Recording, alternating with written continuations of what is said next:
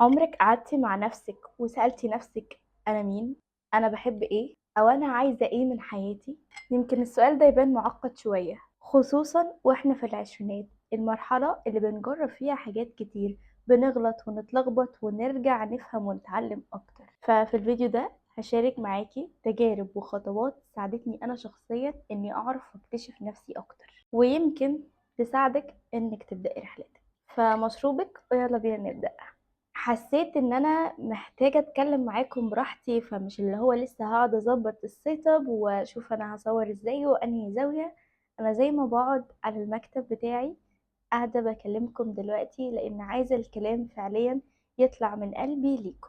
فركزي في كل حاجة انا بقولها فعليا، لانها عن تجربة واكيد هتفرق معاكي بشكل او باخر. اول حاجة اتعلمتها ان احنا محتاجين نقعد مع نفسنا، العزلة الواعية. نقعد مع نفسنا في هدوء، مش قعدة ان انا اقعد اعمل سكرولينج على الموبايل، لا، انت محتاجة تقعدي مع نفسك وانت فاضية مش بتعملي اي حاجة، قعدة حقيقية كده في هدوء.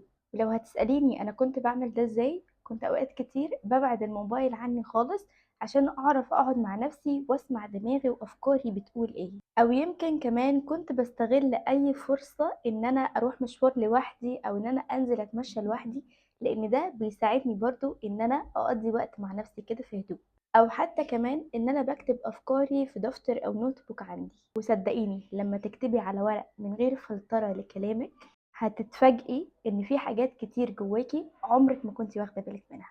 العزلة بتخليكي تسمعي دماغك وصوتك الداخلي وسط دوشة الحياة، بتبدأي فيها تسمعي لنفسك أكتر ولأفكارك ولمشاعرك، وده بيخليكي تكتشفي جواكي حاجات كتير. وعشان كده هي اسمها العزلة الوعي، اللي هو أنا عايزة أقعد مع نفسي، أنا عايزة أسمع أفكاري، أنا عايزة أسمع نفسي بتقول إيه، عايزة أشوف مشاعري وأفهم دماغي بتقول إيه وبتتكلم إزاي، وأفهم إيه اللي جوايا فعليا. فخلينا نقول إن وقت ما تبقي قاعدة لوحدك حاولي تستغلي ده في إنك تكتشفي اللي جواكي أكتر. تجربة حاجات جديدة، عمرك ما هتعرفي نفسك من غير أي تجارب. جربي حاجات جديدة.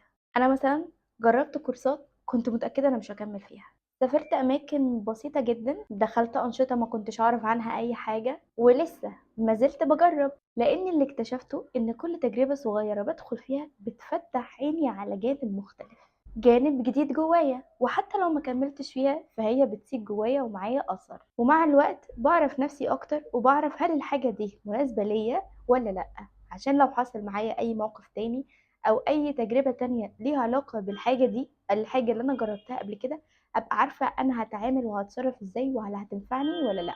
فجربي حتى لو الموضوع شايفاه صغير أو تافه، فانتي مش هتخسري حاجة، بالعكس انتي هتكسبي أكتر، لان التجربه هتخليكي تكتشفي حاجات جديده جواكي. يعني انا لو ما دخلتش المطبخ وجربت ان انا اطبخ وعرفت هل انا بحب المطبخ ولا لا، انا هعرف منين؟ فلازم نجرب عشان نبقى عارفين هل الحاجه دي احنا فيها ولا لا ملناش فيها. فالتجربه هتعرفك عن نفسك اكتر. راجع الماضي، احنا ساعات بننسى نفسنا وسط زحمه الحياه، لكن لو رجعتي لذكرياتك هتكتشفي وهتلاقي خيوط مهمه.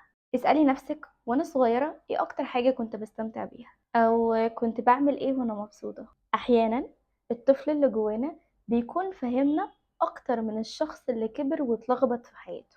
واوقات كتير المواقف والظروف بتخلينا على عكس طبيعتنا، وبعدين بنبدأ نفكر ان اللي احنا فيه ده هو الطبيعة بتاعتنا. ولكن لو رجعنا للماضي بتاعنا ورجعنا للطفل اللي جوانا ورجعنا لحقيقتنا، هنكتشف الطريقة اللي بنتعامل بيها دي مش هي حقيقتنا ومش هي طبيعتنا. احنا لازم نراجع الماضي بتاعنا ونشوف الطفل اللي جوانا بيقول لنا ايه، ونبدأ نسمع له ونشوف احنا حقيقتنا ايه من جوه، مش باللي ظاهر او اللي الظروف كونته فينا. اسمعي للناس القريبة منك. في ناس قريبة مننا شايفة جوانا جوانب احنا بنكون مش شايفينها. مثلا صاحبتك تقولك انتي شاطرة في التنظيم، او انتي عندك اسلوب اقناع حلو جدا، وانتي عمرك ما كنتي واخدة بالك من حاجة زي دي. فدي حاجة هتخليكي تركزي على تفصيلة جواكي انت ما كنتيش واخدة بالك منها قبل كده، او ما كنتيش مدياها نفس الاهتمام اللي ظاهر وغيرك قريب منه مكتشفها فيكي وشايفها. لكن مهم جدا تاخدي المفيد والمناسب ليكي من كلامهم وبس، وتسيبي اللي مش مناسبك، لان رأي الناس مش دايما بيكون حقيقة مطلقة، ولان انت مش هينفع تشوفي نفسك بنظرة الناس حواليكي ليكي. انت لازم تشوف نفسك بنظرتك لنفسك جواكي، لكن خلي كلامهم ينور جواكي جوانب جديدة ومختلفة مش أكتر من كده. اكتبي قيمك وأولوياتك. اللي بيوضح شخصيتنا أكتر مش اللي احنا بنحبه بس، لكن كمان القيم والمبادئ اللي بنعيش بيها. اعملي قائمة صغيرة فيها أهم 3 قيم ليكي في حياتك، سواء كانت الحرية، الأمان، النجاح، العلاقات، الطموح، أو أيا كانت القيم اللي بتحركك.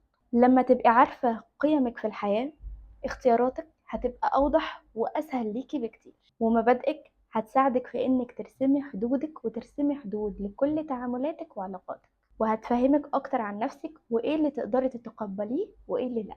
فده شيء مهم جدا. وآخر حاجة وأهم حاجة، التقبل وعدم الاستعجال. وبالنسبة لي دي أهم نقطة، إنك تفهمي نفسك هي رحلة بتفضل مكملة، مش محطة بنقف عندها، لأنك كل يوم بتتغيري، وده شيء طبيعي وصح جدا. أنا شخصيا بحاول أتعامل مع نفسي على إنها صاحبتي، مش إنه مشروع لازم أخلصه في وقت معين. فحتى لو لسه مش فاهمة كل حاجة دلوقتي، كفاية إنك في الطريق، ومع الوقت هتعرفي وتكتشفي نفسك أكتر وأكتر. وحاجة مهمة، أي حاجة تكتشفيها عن نفسك وتعرفيها جواكي، ما تبدأيش تنظري على نفسك وتحكمي على نفسك أحكام زي ما احنا بنصدرها على الناس. مش معنى ان لقيتي جواكي او اكتشفتي ان فيكي عيب ده يبقى شيء وحش، او ان انتي تقولي انا كده مش هقدر ان انا اعمل اي حاجة في حياتي بسبب العيب ده.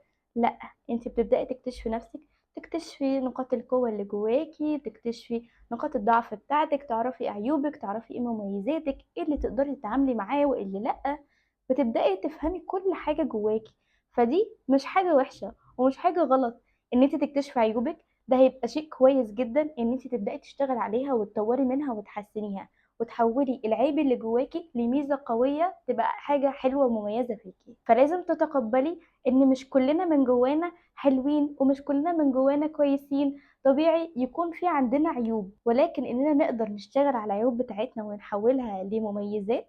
دي هتبقى نقطة قوة ليكي، وهتبقى حاجة كويسة ليكي وتحسب لك. وفي نفس الوقت زي ما قلت، مش بسرعة ولكن بالوقت. وفي النهاية معرفة نفسك مش هتحصل في يوم ولا في أسبوع، هي خطوات صغيرة، ولكن مع الوقت بتلاقي الصورة بتوضح قدامك أكتر. وأنا شخصيا كل يوم بكتشف جزء جديد في نفسي. قولولي انتوا بقى في الكومنتات ايه أكتر حاجة حسيتوا إن هي عرفتكم أكتر عن نفسكم. وبس كده، بكده يكون الفيديو بتاعنا خلص. يا رب يكون الفيديو أفادكم وعجبكم، فيديو بسيط وخفيف. أتمنى إن هو يسيب لكم الأثر اللي أنا فعليا حباه. دلوقتي أقدر أقول لكم ربنا يحل أيامكم وأشوفكم دايما بتضحكوا. سلام.